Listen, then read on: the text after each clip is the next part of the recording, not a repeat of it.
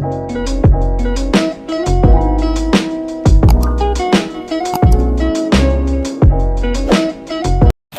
jam 3 pagi Dina tiba-tiba terbangun sambil melempar boneka Koko itu ke arah Rere. Buah gitu. Rere itu tidur kan sudah mah. Kenapa? Kok dia nggak tahu gue lagi tidur? Dan dengan suara ketakutan Dina berteriak, itu tadi gak bonekanya ngomong.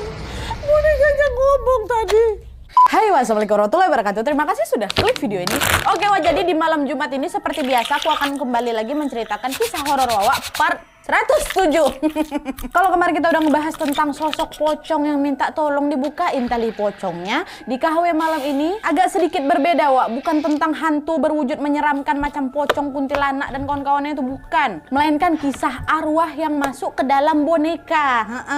Nah, akibat ulah jahil dari arwah ini, boneka-boneka tersebut pun menjadi bernyawa dan bergerak ke sana kemari macam orang hidup, Wak. Bahkan nih, Wak, ya, boneka itu pun sampai bisa ngomong satu kalimat yang membuat bulu kuduk pemiliknya ini merinding kali dan ketakutan bukan main. Aku belum apa-apa udah ikut deg-degan juga nyeritain. Aku juga banyak boneka ini, macam mana? Tapi tunggu dulu, Wak. Sebelum kita masuk ke ceritanya, aku mau cerita sedikit tentang satu film horor yang bagus sekali sampai bikin aku merinding nontonnya. Dan kebetulan pula film ini baru rilis pula hari ini, Wak, tanggal 26 Januari tahun 2023. Aku langsung nonton lah tadi kan di jam tayang pertama tuh. Dan aku nggak nyesel sama sekali, filmnya bagus, Wak. Emang film horor apa, Nadia? Penasaran kalian kan? Jadi, Wak, film ini adalah film Mangkujiwo 2 yang merupakan sequel film dari Mangkujiwo 1 yang juga pasti masih berhubungan dengan serial kuntilanak, Wak. Film kuntilanak yang dulu diperankan sama Julie Estelle sama Evan Sanders loh di tahun 2006 kalau nggak salah. Nah, Mangkujiwo 1 dulu itu mengisahkan tentang perang kekuasaan antara dua lelaki ningrat bernama Brotoseno sama Cokrokusumo. Nah, mereka berdua ini sama-sama macam punya keinginan gitu lah, Wak, untuk saling membalas dendam. Nah, itu di Mangkujiwo 1. Nah, di film keduanya ini ceritanya tuh lebih berfokus pada Brotosenonya yang berhasil memperluas kekuasaannya gitu loh. Tentunya dengan bantuan kuntilanak itu, Wak. Nah, gimana cara bantuinnya? Nadia nonton aja lah kalian biar nggak penasaran. Dan selain itu juga, Wak, banyak sekali masalah yang memang harus dihadapi oleh Mangkujiwo. Mangkujiwo ini apa? Mangkujiwo tuh sekte, Wak. Apa sebenarnya Mangkujiwo itu?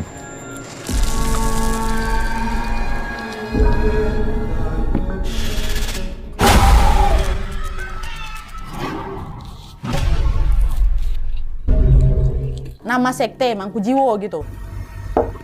Apa tuh, Aspi? Kayak dijatuhin biji aku. Jangan-jangan bijinya si itu pula. Jangan sebut. Jangan. Lanjut. Jadi banyak kali gitu lah, Wak, masalah yang harus dihadapi Mangkujiwo ini supaya mereka makin meraih kejayaan gitu. Dan film ini juga mengangkat budaya Jawa yang sangat kental dan seru kali, Wak, untuk ditonton. Apalagi nih, Wak, ya, para pemain film ini juga merupakan seniman-seniman besar macam Sujiwo Tejo ada, Karina Suwandi, Jenar Maesa Ayu, hingga Yasamin Jah, semua yang semuanya melanjutkan peran dari film pertama.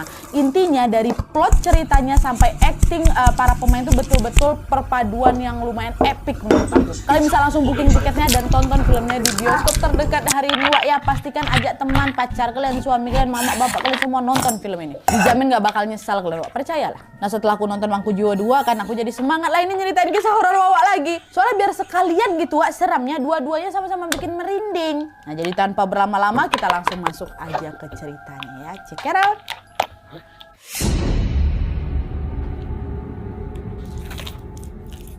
Oke, Wak, jadi kisah yang akan aku ceritakan malam ini dikirim sama Wawa aku yang namanya Rere dari Jakarta. Halo Rere, halo Rere. Terima kasih ya udah ngirimin cerita kau ke kami semua gitu. Nah, seperti yang aku bilang tadi, Wak, kisah ini tuh memang bukan tentang hantu seram, melainkan tentang kisah boneka bernyawa milik Rere yang kerap kali berulah gitu, Wak. Nah, sedikit tentang latar belakangnya si Rere, Wak, ya.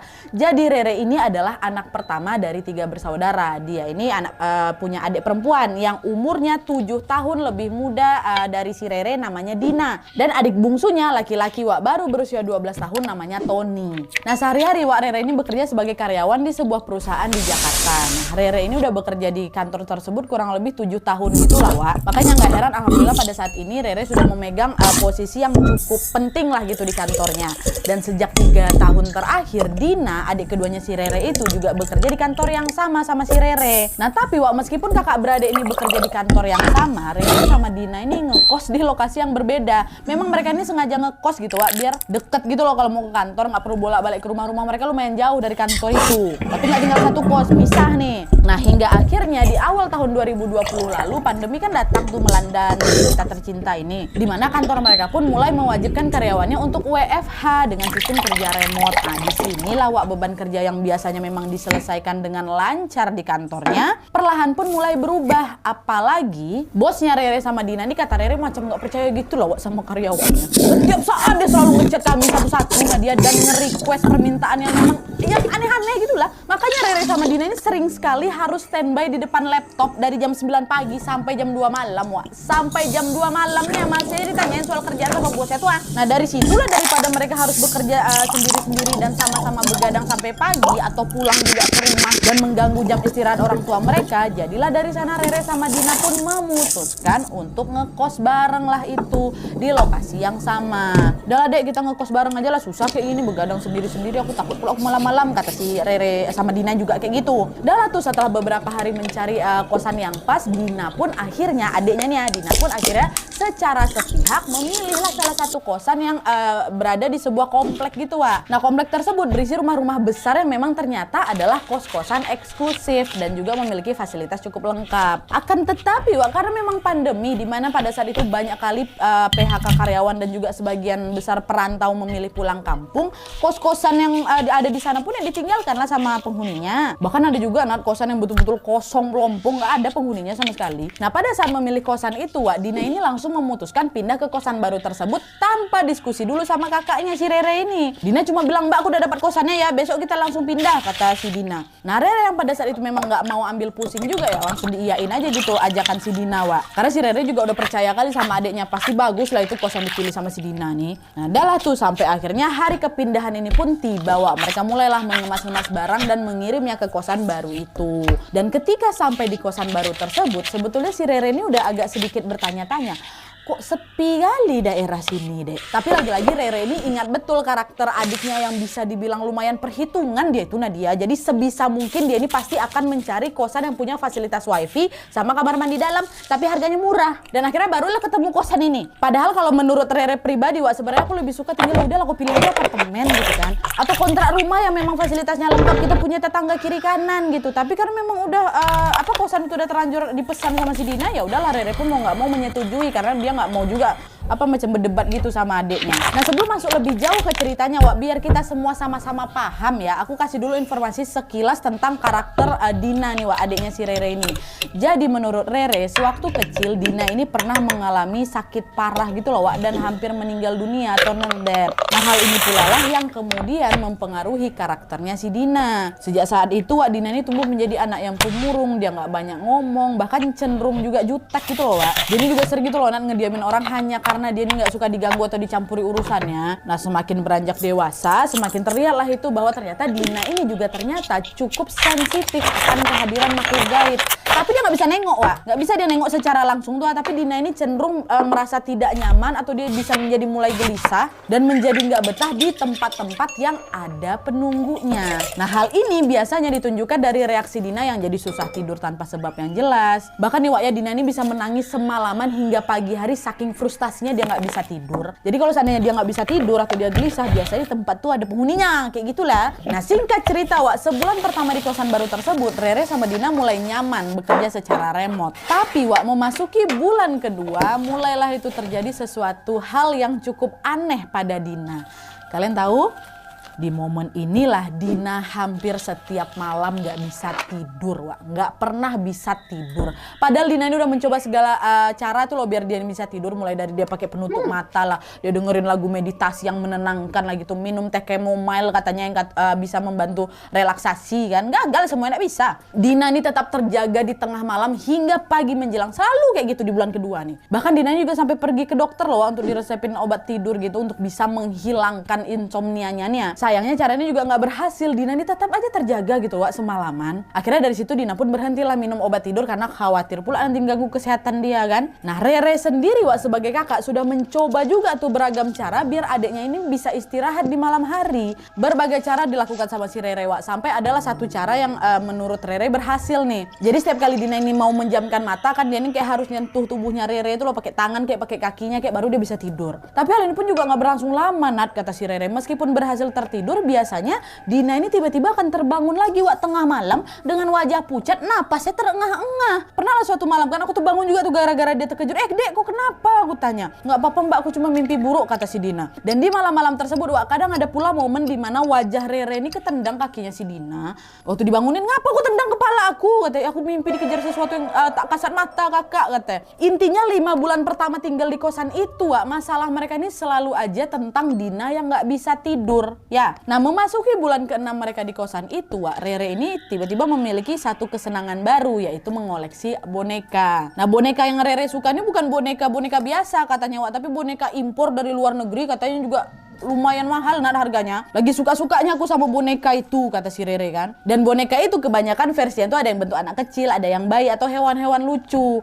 Nah boneka pertama yang dibeli sama si Rere itu waktu itu adalah boneka bayi lucu yang busanya empuk kali Nat kalau dipegang. Rere sayang-sayang lah boneka itu kan, sering juga digendong-gendong kemana-mana Wak. Bahkan Rere juga memberi panggilan kesayangan untuk boneka tersebut dengan nama Popo. Ya, ini boneka satu yang paling dia sayang, bayi kecil lucu empuk itu kan, kasih nama Popo.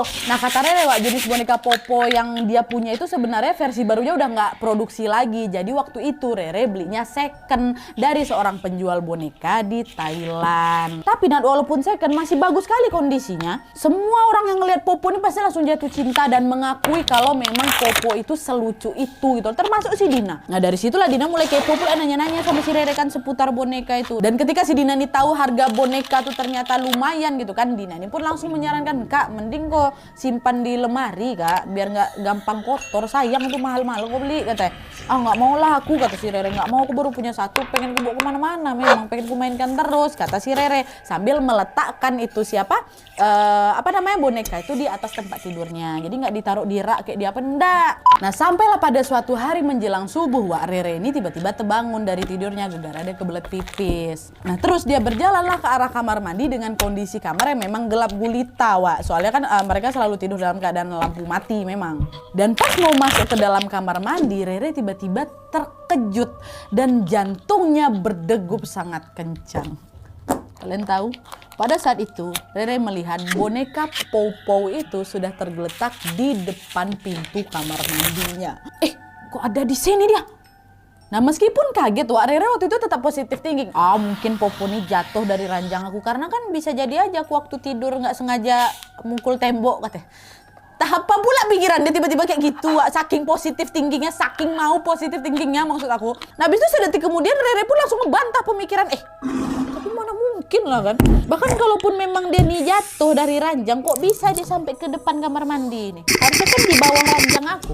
Jaraknya jauh kali nih gitu. Dan hal itu terasa semakin menjanggal lagi ketika Rere menyadari bahwa tembok kosan aku tuh dari beton Nadia. Mau masang paku aja pakai bor tuh, nggak bisa pakai palu. Jadi mustahil kali tangan Rere ini bisa nonjok tembok hingga membuat boneka tuh jatuh terus pelanting pula depan kamar mandi kan. Gak usah lah depan kamar mandi pun, kalau misalnya boneka tuh jatuh tanganku udah bengkak mungkin ada saking kuatnya itu. Nah terus siapa yang mindahin Popo nih? Nah saat semua logika-logika yang Rere pikirkan gak ada yang masuk akal Wak, Rere dengan cepat pun langsung menaruh curiga sama adiknya si Dina. Rere berpikir, mungkin Dina pula yang ngelemparin boneka Popo tuh ke depan pintu kamar mandi mungkin ya. Tapi pikiran itu pun akhirnya langsung ditepis juga sama si Rere Wak. Kenapa? Karena Rere teringat adik aku nih sosok yang cukup perhitungan Nadia. Dia tidak akan semena-mena memperlakukan barang orang lain. Apalagi si Dina ini sendiri kolektor album K-pop Nadia. Jadi dia pasti tahu benar lah cara menghargai koleksi orang lain. Nah meskipun curiga ada makhluk jahil yang sengaja mengganggu Rere, Rere pun nggak ngambil pusing Wak. Dia akhirnya diambilnya lah si Popo tuh kan, dikembalikannya lagi ke rak tempat tidurnya. Rere mencoba tenang dan dia berkata, selama nggak ada ngeliatin bentuknya atau aku dengar suaranya, serah kau lah, tak apa-apa. Nah Nah tapi Wak, kejadian dari Popo berpindah dari tempat tidur ke depan pintu kamar mandi itu terus berulang Wak selama 1 bulan lamanya. Rere memang sudah menyadari keanehan ini pun mengurungkan niatnya untuk bercerita ke Dina karena Dina ini juga orangnya penakut Wak. Rere terus